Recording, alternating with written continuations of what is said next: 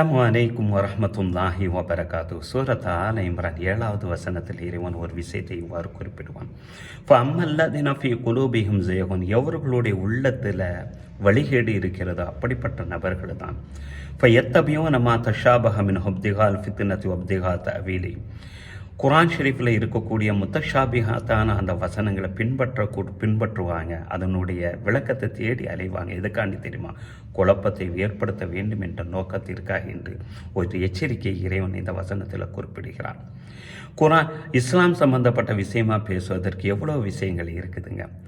அல்லாஹ்வுடைய வல்லமை, தனித்துவத்தை பற்றி பேசலாம், மார்க்கத்தினுடைய சிறப்புகளை பற்றி பேசலாம், நபிமார்களுடைய வரலாறுகள், ரசூல் ஸல்லல்லாஹு அலைஹி வஸல்லம் வாழ்க்கை வரலாறுகள், சஹாபாக்களுடைய வரலாறுகள் பேசுவதற்கு எவ்வளவோ இருக்கிறது. அத்தனையும் விட்டுப்புட்டு எது பிரச்சனையாக இருக்குதோ, எது சர்ச்சைக்குரிய விஷயமாக இருக்குதோ அதை மட்டும் தேடி தேடி பேசக்கூடிய பேச்சாளர்கள் நம்மளை நிறையவே ஆகிவிட்டாங்க. நபித்தோழர் இம்ரான் இப்னு ஹுசைன் ரலியல்லாஹு தஆலா அன்ஹு அவங்க அறிவிக்கக்கூடிய இந்த ஹதீஸு தபரானியில் பதிவு செய்யப்பட்டிருக்கு.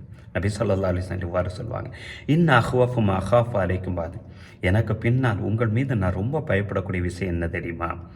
குல்லு முனாஃபிக்கின் ஹலீமுல் லிசான், நான் வளவில் அறிஞராக இருக்கக்கூடிய ஒவ்வொரு கள்ள விசுவாசிகளை பற்றி தான் உங்கள் மீது நான் பயப்படுகிறேன் என்றார்கள் நபிகள் நாயகம் ஸல்லல்லாஹு அலைஹி வஸல்லம்.